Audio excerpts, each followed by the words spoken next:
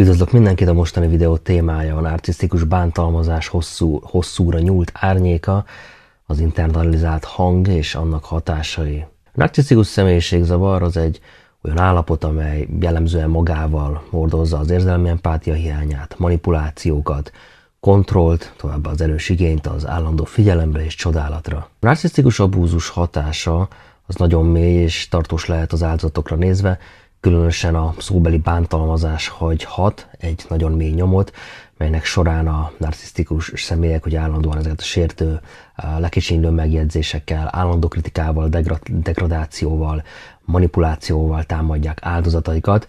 Ezeknek a viselkedés formáknak pedig a célja az, hogy az áldozatot megtörjék, kontroll alatt tartsák, tulajdonképpen függővé tegyék, akár traumás kötődés kialakításával. A narcisztikus bántalmazás fogalma az túlmutat a fizikai erőszakon, tehát itt gyakran a szavak által kifejezett pszichológiai bántalmazás jelenti. Ennek eredményeképpen az áldozatokban egy úgynevezett internalizált, tehát egy belső hang alakulhat ki, ami nem más, mint a bántalmazó által folyamatosan mondogatott alázó szavak, tehát belsővé tétele.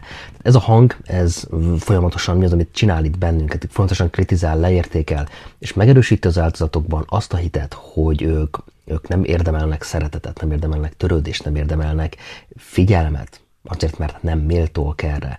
A narcisztikus bántalmazók, azok nagyon gyakran használnak olyan taktikákat, mint például a gázlángozás, ami a realitásnak az eltorzítására irányul, így az áldozat az kétségbe vonja a saját emlékeit, érzéseit, megfigyeléseit, tehát magyarul az áldozat az megkérdőjelezi a saját mentális állapotát, kétségben vonja azt, hogy ő normális-e. Ezen kívül a leértékelés, a szégyenítés, az állandó lealacsonyítás, kritika, ezek további eszközök, amelyekkel az áldozat önbecsülését a narcisztikusok teljesen aláássák, és sok esetben ki tudnak alakítani így egy függőségi viszonyt. Az ilyen típusú bántalmazás az sok esetben alattomos, mivel gyakran rejtőzik egy szeretet vagy gondoskodás állarcában, ez pedig nagyon megnehezít az áldozatok számára, hogy felismerjék, mi az, amiben is vannak, és mert nem ismerik fel, nem is szállnak ezzel szembe. Tehát azt mondhatja a bántalmazó, hogy például én csak azért amazért csináltam azt veled, amit, hiszen ez a te érdeket szolgálta, érted tettem, mert annyira szeretlek, mert annyira fontos vagy nekem. Tehát múltkor is például azt mondja a bántalmazó, hogy csak azért vezettem így a fejem, hát mert mindennél fontosabb vagy nekem, és annyira szeretlek. Tehát az egész bántalmazás sok esetben van, hogy egy ilyen állarcra épül. Az áldozatok pedig gyakran érzik magukat ebben az állapotban, tehetetlennek, kétségbeesettnek, magányosnak, mivel a bántalmazó manipulatív technikái révén teljesen elszigetelődnek már a külvilágtól, tehát nagyon gyakori, hogy a bántalmazó az elmarja az áldozat mellett a barátokat, a családokat, tehát mindenkit, tulajdonképpen teljesen izolálja az áldozatot. Az internalizált hang kialakulása. Az internalizált hang az nem egyszerűen csak a bántalmazó szavainak az emléke az áldozatban, hanem egy nagyon mélyen gyökerező belső monológ, amely folyamatosan visszhangozza a narcisztikus bántalmazó által elmondott bántalmazó szavakat, mondatokat. Tehát ez a hang, ez képes meggyőzni az áldozatot arról, hogy minden negatív dolog, amit a bántalmazó mondott, vagy sugalt róla korábban, az igaz. Így ez az internalizált belső hang egy nagyon erőteljes hatással bír az áldozat önképére, önértékelésére, és ezzel együtt az élete számos területére. A pszichológiai mechanizmusok, amelyek hozzájárulnak ennek a belső hangnak a kialakulásához, magukban foglalják a kognitív diszonanciát is, tehát ez egy belső konfliktus, ami akkor keletkezik, amikor az áldozatnak a valósága és a bántalmazó által sugalt kép az összeütközésbe kerül. Tehát az áldozatok azok nagyon gyakran igyekeznek összeegyeztetni ezt a két ellentétes nézetet, ami gyakran azzal végződik, hogy belsőleg elfogadják a bántalmazó álláspontját, mint egyfajta valóságot. Ez így pedig fokozatosan alássa az áldozatok önbecsülését, önérzetét, tehát az internalizált hang, ez pedig felerősödik az áldozatban, és tulajdonképpen azt lehet mondani, hogy dominálja az áldozat életét. A hang az általánossá válik, befolyásolva így már az áldozat döntéseit, a viselkedéseit, érzéseit, még a bántalmazó fizikai távollétében is.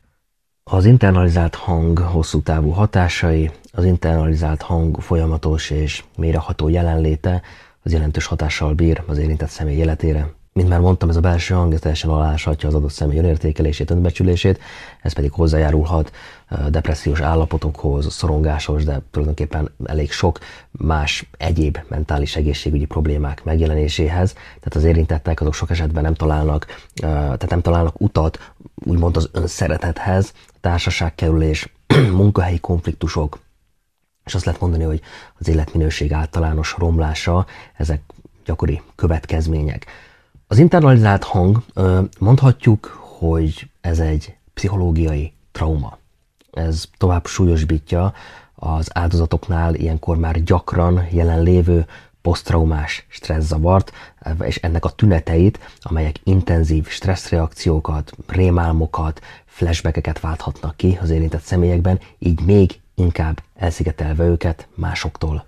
Mi az a flashback? A flashback az egy olyan pszichológiai jelenség, amely során az adott személy az hirtelen és gyakran intenzíven újraéli a múltbeli eseményeket, mintha azok újra és újra történnének. Tehát ezek az élmények, ezek rendkívül valósághűek lehetnek, így az érintett személy az teljes mértékben úgy érezheti, mintha ismét átélné azokat a traumatikus eseményeket. Ezek a flashbackek, ezek gyakran fordulnak elő a poszttraumás stresszavar esetén, amikor az érintett személy a traumás eseményeket éli meg újra és újra, de tulajdonképpen ezek előfordulhatnak más mentális egészségügyi állapotokban is, tehát nem csak kizárólag a PTSD-nél. Ezek az élmények, ezek pedig rendkívül mélyek, és nagyfokú szorongást válthatnak ki. Az internalizált hang az megnehezíti az érintettek számára, hogy teljesen megszakítsák a múlttal való kapcsolatot, és egy új életet kezdjenek, hiszen nem tudnak elszakadni a bántalmazótól, hiába nincs fizikailag már jelen a bántalmazó, a hangja az ott él az áldozatokban. Ezek a bántalmazó, degradáló szavak, ezek olyan mély, úgynevezett lelkitörést okozhatnak, ami sokkal ezerszer rosszabb a fizikai bántalmazásnál is. A gyógyulás útja. Hát az út a gyógyulás felé az hosszadalmas és tele van próbatételekkel, de mégsem elérhetetlen. Tehát az egyik legkritikusabb lépés az érintettek számára, az a belső hangoknak a felismerése és azok eredetének a megértése, ez gyakran pedig professzionális, pszichoterápiás kezelést igényel, ahol a szakértők azok segíthetnek ezeknek a múltbeli sebeknek a feldolgozásában, és abban, hogy a személy ez megtanulja, hogyan szakíthatja meg a kapcsolatot ezzel az internalizált hanggal. Az önbizalom és az önértékelésnek az újjáépítése, az a gyógyulási folyamat egyik alapköve, tehát pozitív önértékelést erősítő megerősítések, az önszeretet gyakorlatai és a saját erősségeink felismerése és becsülése az nagyban hozzájárulhat az a személy belső képének helyreállításához. Emellett meg megemlíteném azt is, hogy a szociális tehát a szociális támogatás az is kulcsfontosságú, tehát legyen szó, hogy baráti körről, családtól, vagy olyan támogató csoportoktól, amelyek megértik és segítik az áldozatokat a gyógyulási folyamat során. Tehát az is nagyon fontos továbbá, hogy optimista emberekkel vegyük magunkat körül, ne pedig pessimistákkal.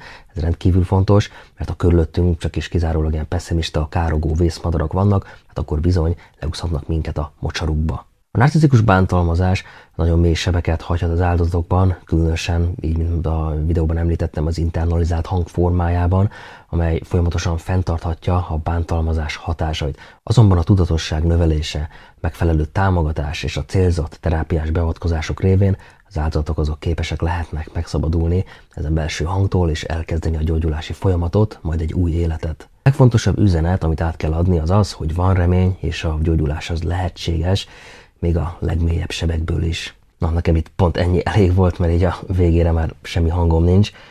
Azt hiszem, iszok egy jó kis gyömbérteát. Köszönöm a figyelmet, ha hasznosnak találtad, akkor nyomj egy lájkot. Csatornámra pedig nagyon sok videó van feltöltve. Lehet, hogy valamelyik kérdésedre megtalálod a választ. Nézz szét, én köszönöm a figyelmet.